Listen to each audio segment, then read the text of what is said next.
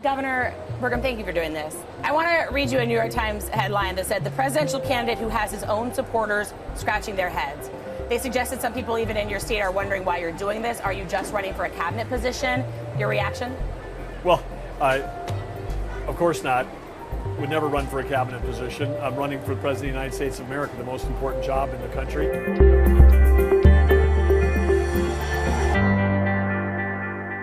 Quoting the New York Times and their understanding of North Dakota, I would just throw that right out the window because this is a state where we won in 2016 and won in 2020 by over 40 points. We won by the largest margins of any gubernatorial candidate in the country.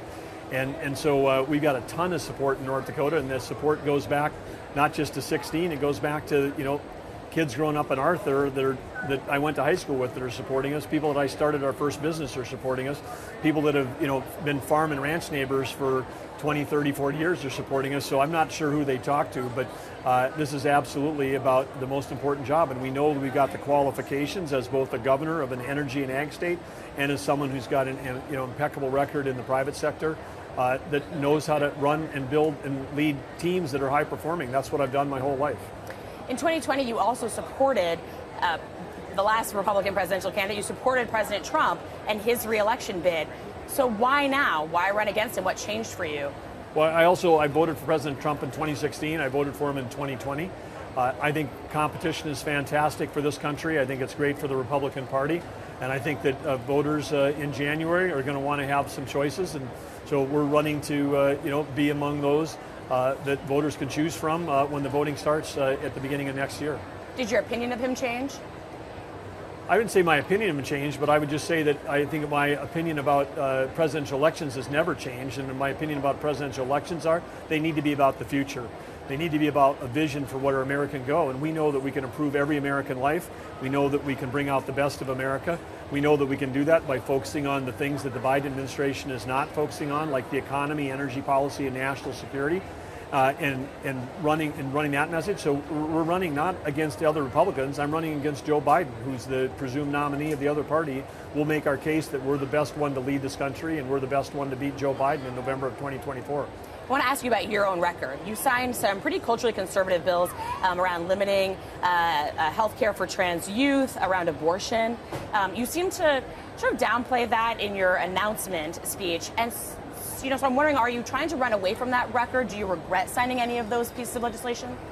No regrets. North Dakota is a conservative state, and that legislation was all passed, totally appropriate for North Dakota. But I believe, like in the case of abortion, with Roe v. Wade being overturned by the Dobbs decision, that's being left to the states. That's where it should go. What works for New York is never going to work for North Dakota and across the country. But the role of the president is very narrow and very defined in terms of what that role is in the Constitution. The rest is left to the states, or to the people. And some of these decisions need to be left at that level and not at the federal level. And so running for president, different than being a governor, because when you're a governor, you do the governor's job. When you're the president, you do the president's job. I've seen current President Joe Biden overstep and Bigfoot the states over and over with tons of regulation, with executive orders, with administrative rules that are raising the cost of every product that American buys, whether it's food, whether it's energy, no matter what it is, whether it's healthcare or education. Their policies are driving costs up, not down.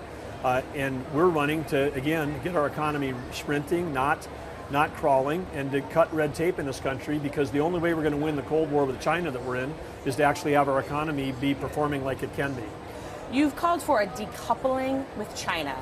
Can you explain what exactly that means? I've read from some experts that there could be incredible costs to the U.S. consumer if we truly decoupled the two economies. How do you answer that, and what does that mean to you, and how would you pursue that as Commander-in-Chief?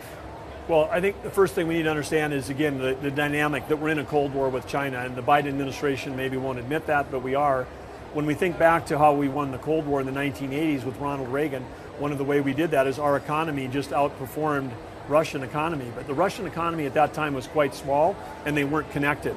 Now we're in a spot where number one economy in the world is the United States, number two is China, and they're not only interconnected, in many cases we're dependent on China for that economic. But one of the things that we need to understand is part of this decoupling is you can't have an energy policy, the Biden administration, that wants to they're going to solve some perceived ideological problem about energy by saying we're going to have every vehicle be electric. We're going to buy all our batteries from China, because China controls 85% of the rare earth minerals in the world.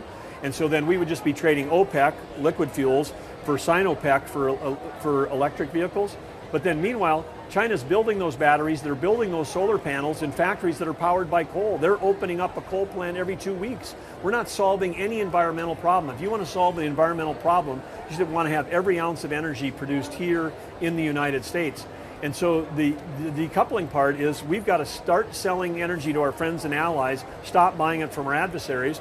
And when we have, like recently, where we had Blinken, Yellen, and Kerry from the Biden administration all go to China, but none of them talked about using energy as the economic statecraft, as a tool, the strongest tool we have to a country that is China is completely dependent every single day on importing energy. They also import food every day. And if we're the energy superpower that we could be, and we're the food superpower we are, that's how we win a Cold War with China. You talked about batteries being manufactured in China. So would you support the federal government working to bring more manufacturing of batteries here, to, incentives to try to make sure that electric vehicle batteries are produced in America? Well, I don't know that we need incentives. What we need to do is get rid of a whole bunch of red tape, because all kinds of stuff that got offshored to China or to other countries happened starting under the Obama administration, when the EPA started saying, oh, these industries are too dirty, we can't do them here. Somehow we're going to massage our environmental guilt by having the products made overseas, where people don't have an EPA, but they will still buy the products. And the same thing with, saying we do battery manufacturing here. You need to get the rare earth minerals someplace, unlike this thing that Biden did earlier this week, where they created a national monument, outside of the Grand Canyon, and they're calling it it's like a gift for Putin, because that's where all the uranium is. The United States, the richest uranium deposits, and if you want to have clean baseload energy, we better have a nuclear industry in this country.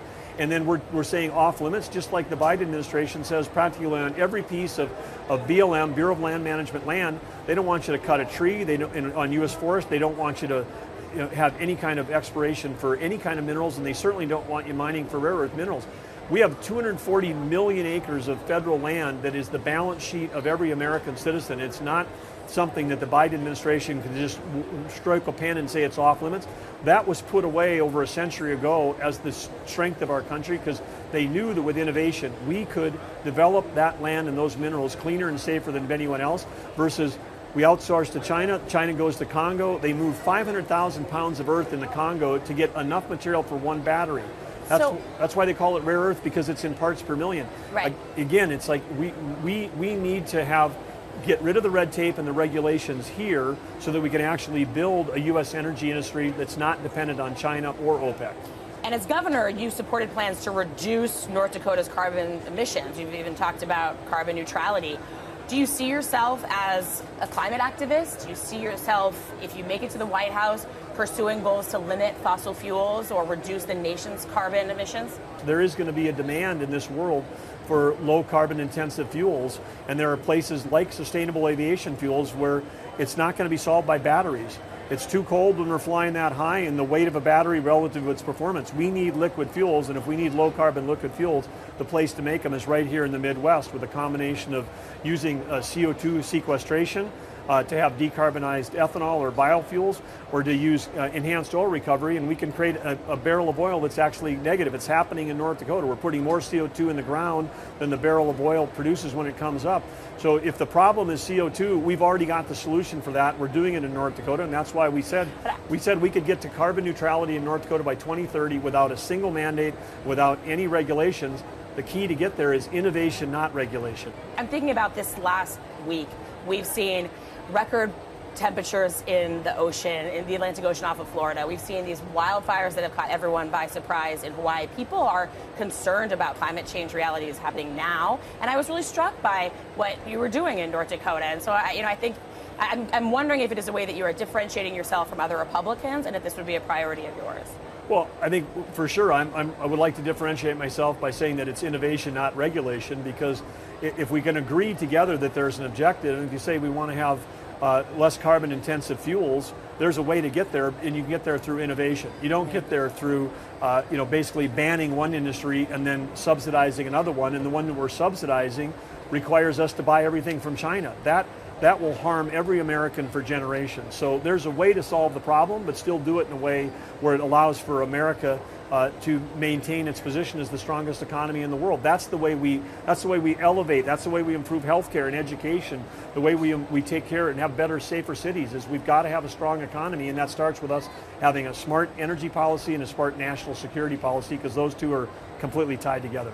The special counsel that's looking into former President Trump rolled out pretty unprecedented charges, completely unprecedented charges. I know you've said repeatedly that you want to move on from that conversation. You want to move on from the past. You want to talk about the future. You said it here to me just now. But these are serious charges, don't you think? And I want to ask, if you are trying to move on before the country is ready to move on, should the country have to think about the evidence the special counsel has about the former president, sort of debate these issues, think about these tough legal and constitutional questions? Are you trying to move on before the country's had a chance to grapple with the magnitude of what we're talking about? Well, I think I got a pretty good feel, at least where the voters are that we're talking to every single day, because every day, every week, we're talking to people, and I think the voters of America are the ones that are going to get to answer that question for you. Are they ready to move on? And I think that when we get to next January, voters are going to have a chance to decide, do they want to talk about the future or they want to talk about the past? I think that a majority of them are going to say it's time for us to focus on the future.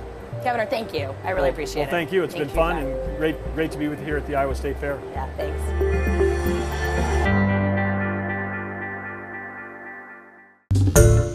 Hi everyone, George Stephanopoulos here. Thanks for checking out the ABC News YouTube channel. If you'd like to get more videos, show highlights, and watch live event coverage, click on the right over here to subscribe to our channel, and don't forget to download the ABC News app for breaking news alerts. Thanks for watching.